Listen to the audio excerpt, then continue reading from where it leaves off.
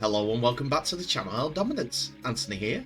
Please remember to like and subscribe, and also click that notification bell if you're enjoying what you're seeing and if you want to continue seeing more. Coming up in this episode, James Tampu leaves Wests. Australian Rugby League boss looking at growth for the game. And Clifford's move to Hull is confirmed. So we begin today's episode with the news that a game in the US next year and a revisit to the Ashes series will be considered as part of the push to grow the game internationally, NRL chief Abdo says.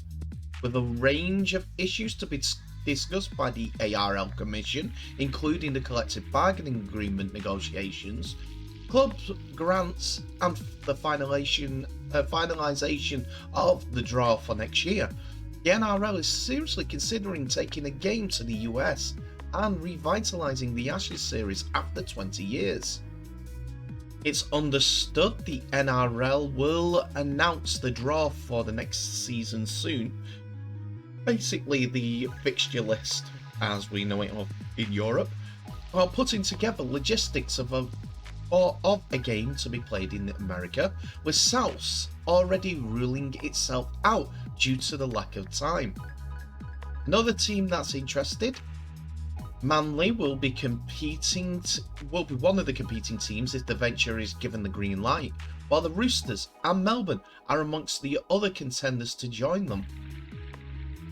The interest to take the game overseas has taken a few by surprise, with the Code's leaders yet to have agreed a collective bargaining agreement with the Rugby League Players Association, who recently wrote to its players assuring them it will not be pressured into agreeing to terms that are unreasonable and unsatisfactory for players, and that it is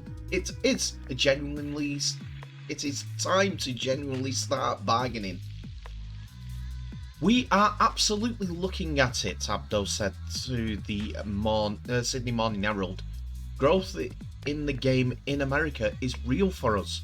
We believe rugby league is the best professional sport on the planet, and an opportunity to take that to a market like America is enticing for us. We'll be looking at that and working on making that happen over the long term. Certainly a consideration for the draw for next year. We're working as quickly as we can to get into the position to have that certainty and plan, Abdo added. It's a long-term plan, and the Commission wants to see it from all angles. We're looking at the West Coast because the time zone and the weather is important, not too hot and not too cold. We're broadcasting back into Australia in peak time zone for our fans here is important, as is the well-being and the turnaround for the two teams that with their travel. All that means is we're looking at the West Coast, but in terms of which stadium and which city remains a work in progress. As for the traditional Ashes series, Abdo said the prospect warranted consideration. The Commission is right behind international football. We've been working with the clubs and the players recently on how that can work, Abdo said. Creating a dedicated international window in October, November is critical to that. The right amount of content in the right markets. We want to foster what we see in the Southern Hemisphere, a great opportunity to connect with communities across Australia, New Zealand, Tonga, Fiji, Samoa and Papua New Guinea. Our focus is on how we foster rugby league in this part of the world. Obviously, we want to see rugby league thrive in the Northern Hemisphere, England and France and surrounding countries. A tour is possible, and all of that is going around what the next 5 year looks like. I do know for a fact that the International Rugby League Board is looking at a Tri-Nation series next year, an Ashes series of 3 games between I think it's England, maybe Great Britain and Australia at this point. It's more than likely going to be England, as that is where International Rugby League is focused now, and Great Britain seems to be something of the past. I do know that talks have already begun about which stadiums will host it in the Northern Hemisphere, as there's a possibility that the first one will be in the Northern Hemisphere during October and November 2023. But to see what comes of it, but I'm hoping so. But the American side, it does need a kick in the butt. There have been so many stop-starts at this point that we don't know what's going on with American Rugby League, and different factions all joining up, setting up their own competitions. California, it's Championship Rugby League. I've done their women's championship recently. Have a look at their Twitter handle and everything that came about that.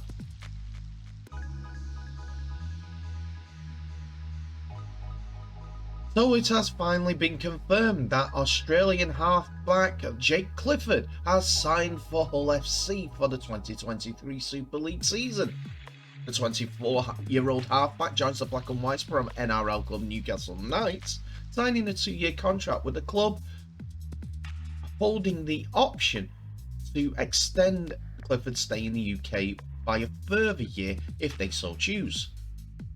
FC's fifth signing ahead of the new season, Clifford has made some 67 appearances under the NRL banner since making his debut with North Queensland Cowboys in 2018, before making the move to the Knights midway through the 2021 campaign. One of the creative cogs in the Newcastle side over the past season and a half, the Tully Tigers Jr. possesses a dangerous kicking game and is a confident goal kicker. The Australian under-18's former captain helped guide the Knights to their joint best finish in 2006. Since 2006, 2 years ago in 2020, as the New South Wales side finished 7th in the NRL ladder and qualified for the final series, the first time that they had done so since 2013. Clifford is the second overseas recruit for FC for the new campaign, following the footsteps of teammate Tex Hoy, having learned his trade alongside talented NRL players such as Jonathan Thurston, Mitchell Pearce, Caelan Ponga and Anthony Milford. Both new overseas recruits will line up as a new part spine at Hull FC during the next season, including young exciting halfback Jake Truman and energetic hooker Brad Dwyer, whilst versatile outside back Liam Sutcliffe completes the new signings for 2023 so far. Speaking to HullFC.com, Clifford said he's really excited to signing up for Hull. When they approached him, they made him feel like he was really wanted, and that was a massive appeal factor to his signing for the club. I've got my mate Tex Hoy heading over to Hull for next season as well, so I'm looking forward to linking up with him again. I've heard some good things from Tony Smith too, and there's some great players at the club with a lot of special talent. And I want to be a part of it, and I'm excited about what we can achieve at Hull. It seemed to please his current and new teammate Tex Hoy, who says ready to roll when the announcement came over Twitter that Clifford was locked in for 2023. His new boss, Tony Smith, also seems very enthused, as he said that he's very excited that he's joining, and he thinks Jake is a terrific young halfback with a lot of capabilities and has some success already at a younger age in the best rugby league competition in the world. I'm really looking forward to working with Jake. We can help each other, and I think he'll be great for the team. We can help him develop and gain more confidence. He's got a great kicking game, as well as a strong running game, and a very good passing game. So he possesses a lot of quality attributes that will complement us as a team. By all reports, it is that Hull have completed their business from 2023, and Tony Smith are looking to get everything right on the field from now on. They all know where they're stood, and it will mean that players will have to come together quite quickly. While the World Cup's going on, Tony Smith will be opening up his pre-season campaign in November, like every other club in the world will be doing. Be interesting to see what goes on with Hull FC. It'll be a totally different playing style, you can see that, and there is undoubtedly some quality coming into the club, signed before he even came into that position.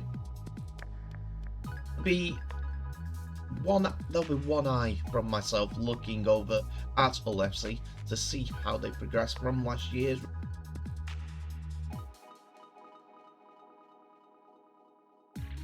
So we end the episode today with the news that North Queensland Cowboys have agreed to a one-year deal with 2015 Premiership winner and Cowboy number 205, James Tampu, who will return to the club for the 2023 season. Tampu had appeared in 170 games for the Cowboys over the course of 7 stellar seasons between 2009 and 2016.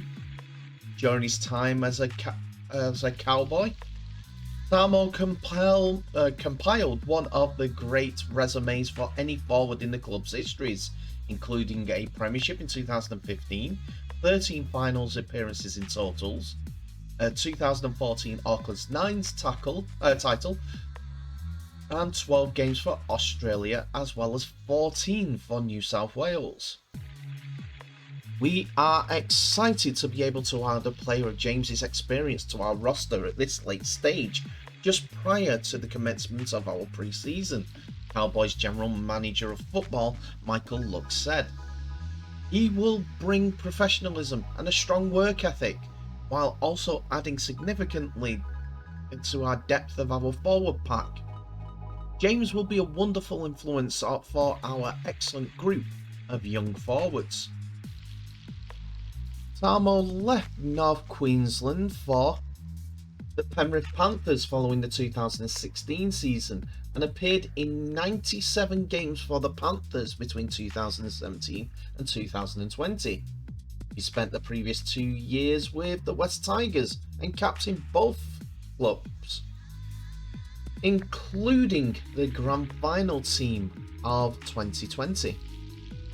Tampu, who turns 34 in December, had contemplated retiring as his 2-year stint with the West Suburbs club ended in September, but will now return to the club where he made his NRL debut.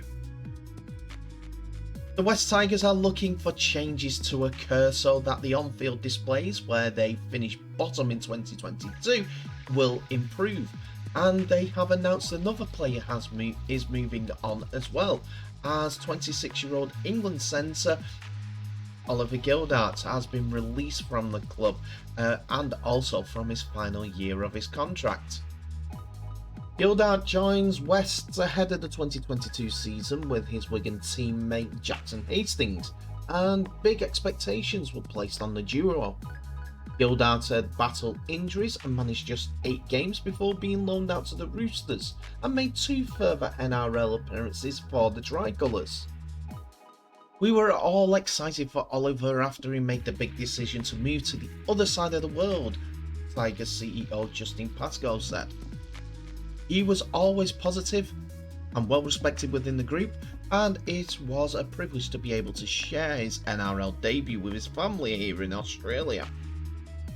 We wish Ollie the very best with his career going forward and thank him for his efforts during his time with us. A move to stay in the NRL was touted about for Gildart for 2023, as there was rumours that the Dolphins franchise were looking into signing the Wigan-born centre, but that has since gone quiet. But for now, Gildart has to find a new club for 2023 to continue his rugby league career.